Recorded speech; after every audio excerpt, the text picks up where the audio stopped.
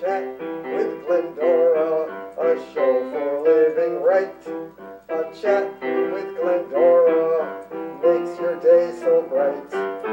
Words of inspiration, jokes to make you smile. Come relax and chat with Glendora for a while.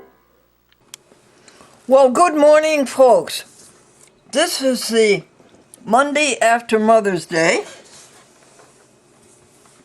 and that would be May the 8th, and today's May the 9th. And this is show number 70. 70, May the 9th. I'm going to have to do a better job because people going to watch A Chat with Glendora and Soul to Soul for the first time, folks, they can't find it on YouTube. They look and look and look. Here's what we did on Mother's Day. I'd like to hear what you did on Mother's Day. That's how you know what love is. You learn it from your mother's arms. From the beginning. And you know it the rest of your life.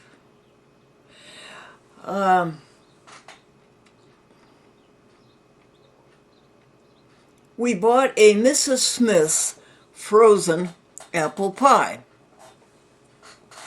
And Carol cooked it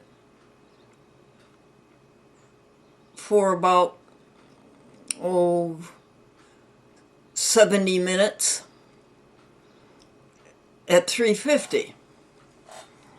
And it was delicious. The apples were tender and sweet. The flavor was superb.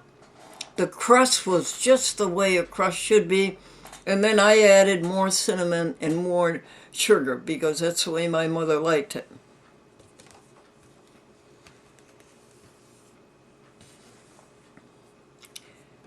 And then I made believe, and then Carol gave us each a cup of tea, my mother and myself a cup of tea, and then she went off. And I made believe that my mother and I were having a little party together. It was all make-believe. And I asked her what she considered her greatest accomplishments. And did she get everything done that she wanted to? And then I recalled several of our accomplishments together. It would take a whole program to tell you that, but you would love it to hear the great things that she did. Well, one of them was this. They're in the Depression, and they have 4 children. It is very hard to find food and pay the rent for a family of 4. Now, it's in 1940, we'll say 1941 or 2. And the Depression is still going on, and my daddy had to go door to door selling blankets way out in the country in Maine, which is quite rural and can be very impoverished. And then he'd pay they would buy the blanket on time at $1 a week. And then he'd have to go back and collect the $1 each week. And if they didn't have the money, then they'd have to give up the blanket. And he had to take back several blankets. And this is up in Maine, in the cold, cold winters. And then came the war, and we were living in Bangor, Maine. And the Bangor airport was a private airport, and the United States Air Force took it over for the Strategic Air Command. And for those great, great, great big planes, they had to have very, very big, long runways. So, Lane Construction Company in New Haven got the contract. And my mother was innovative enough. She saw this in the newspaper. And she was innovative enough to write a letter, get the address of Lane Construction Company, and write a letter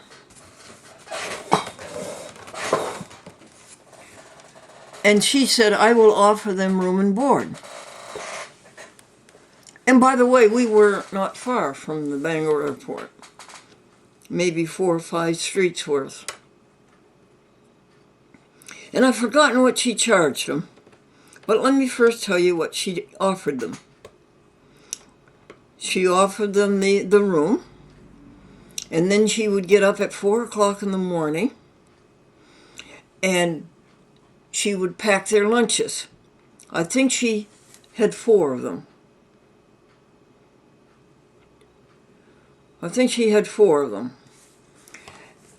Construction workers, all wearing the blue shirts.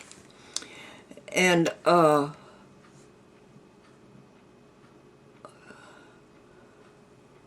so she had 4 lunch pails that she packed, and she really packed them. I mean, she gave them a big lunch. And then she gave them breakfast, and they went off to work.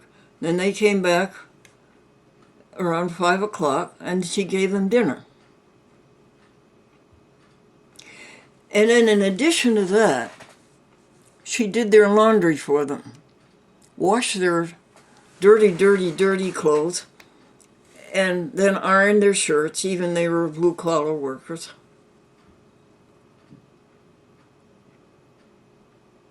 And how much did she get a week for that?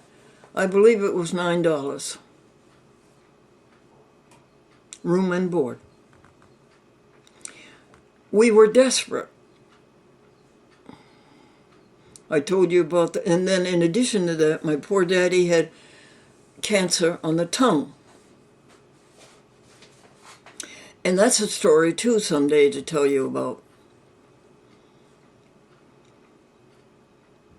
So she brought us around.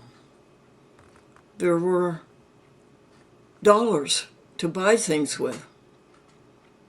Now, how did she get groceries into the house? I don't remember that detail. But I remember helping ironing those shirts. 5, 10 shirts. Almost every day. Isn't that the nicest story? That's my mother, Edna Leathers, Leathers, Folsom, Folsom. And that's around the year 1942, right after Pearl Harbor.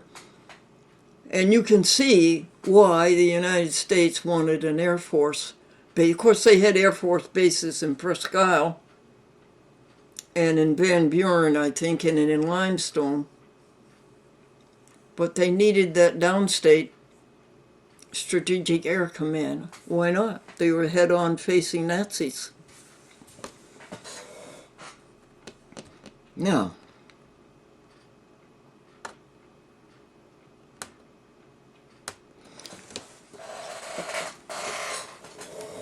let me try to think of something else that's a little more cheerful. Now, the teacher said, "What do you know about toadstools?" And the little girl says, "Toadstools grow in damp places, and that is why they are shaped like umbrellas." When the man came home from work, his wife said, "Well, how was work today, dear?" He said, "Terrible. They gave us aptitude tests, and I flunked." She says, "That's dreadful." He says, "Yes, it's a good thing I own the company." 2 little girls are walking by a church on a Sunday morning, and one little girl says to the other, "Why do you have to be quiet when you're walking by a church?" And the other girl says, "'Cause inside the people are sleeping." Do you want to know how you can save gasoline on your commuter trip to work? You get onto the highway, you turn off the ignition, and then the rest of the cars push you to work. Now, if they can make cars that talk, and if they can make bathroom scales that talk, why can't they make a windshield wiper that will not hold a parking ticket?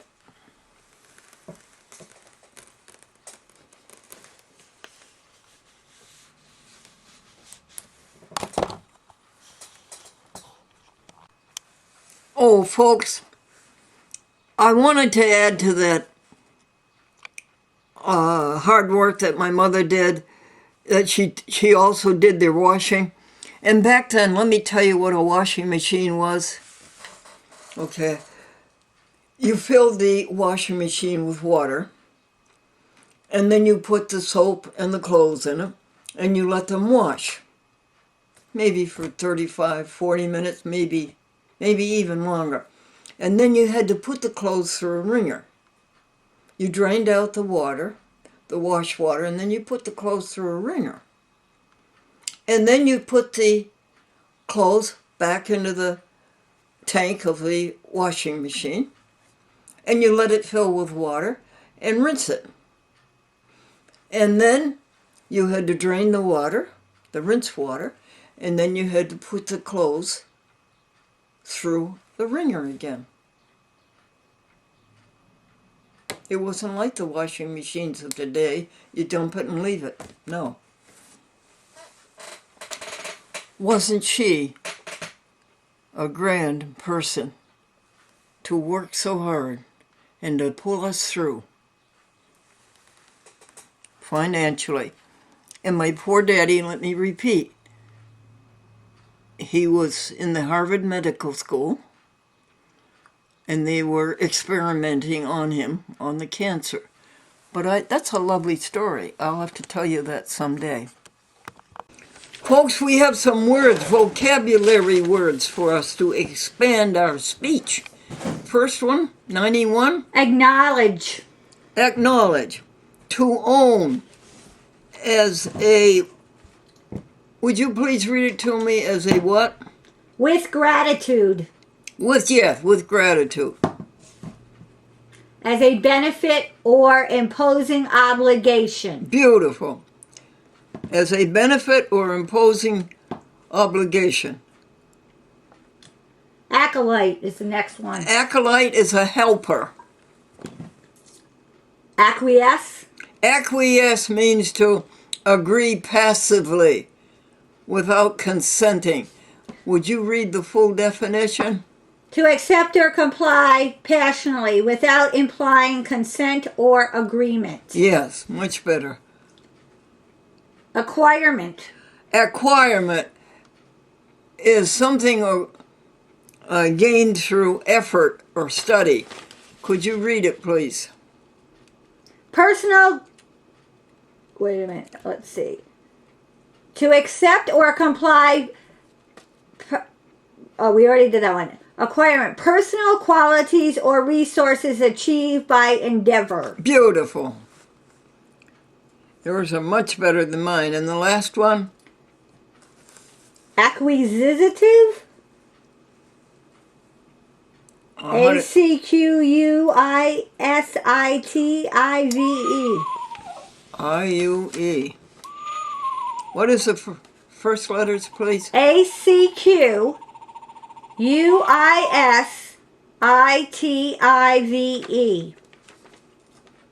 Acquisitive? Yes.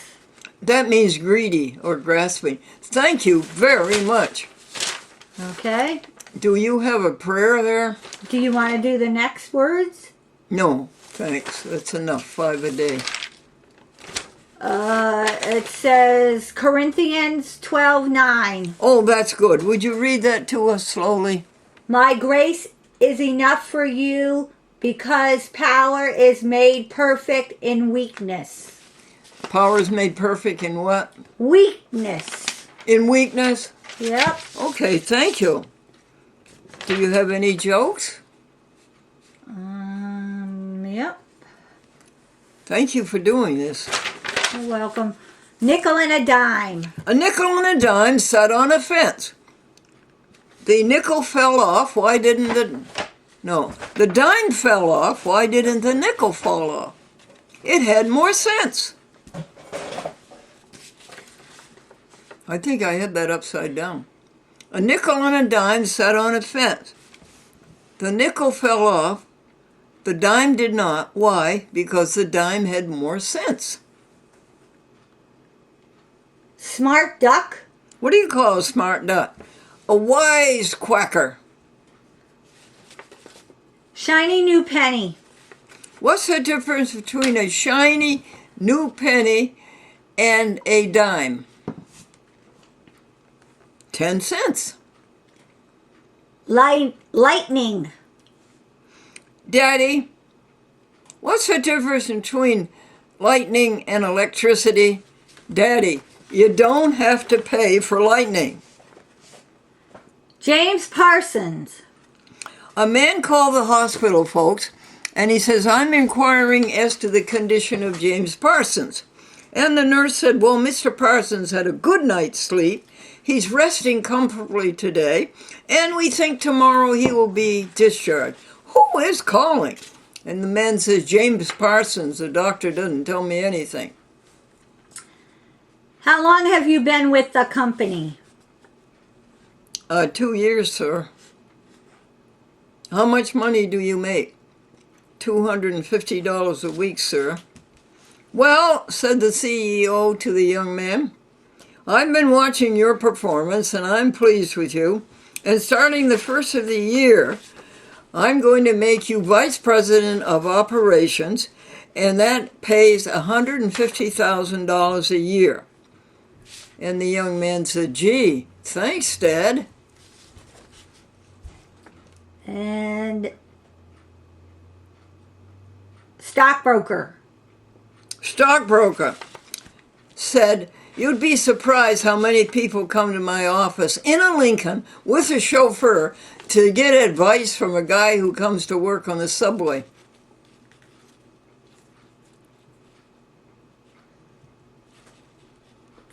You should have been.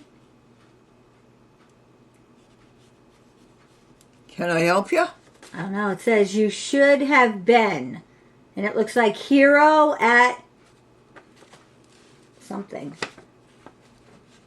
I don't know. How about the stockbroker who hung mistletoe over his door so his clients could kiss their money goodbye? Okay.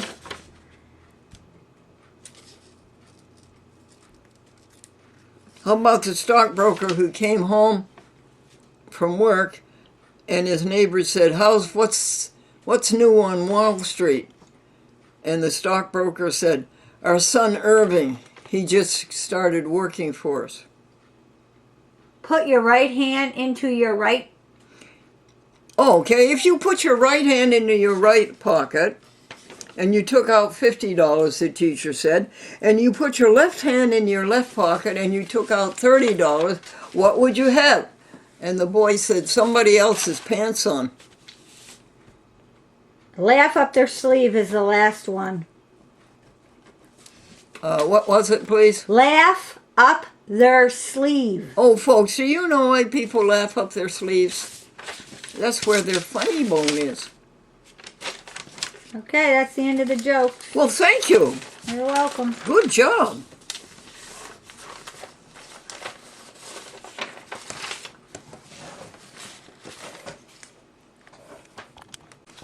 Folks, have you ever seen a zipper tie? Oh, they're wonderful. See, in the back of the tie, there's a zipper.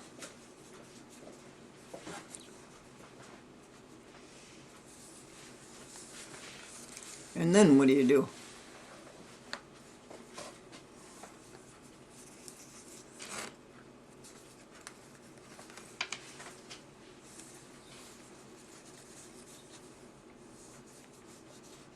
You find the zipper and it went underneath the knot. You never have to tie the knot.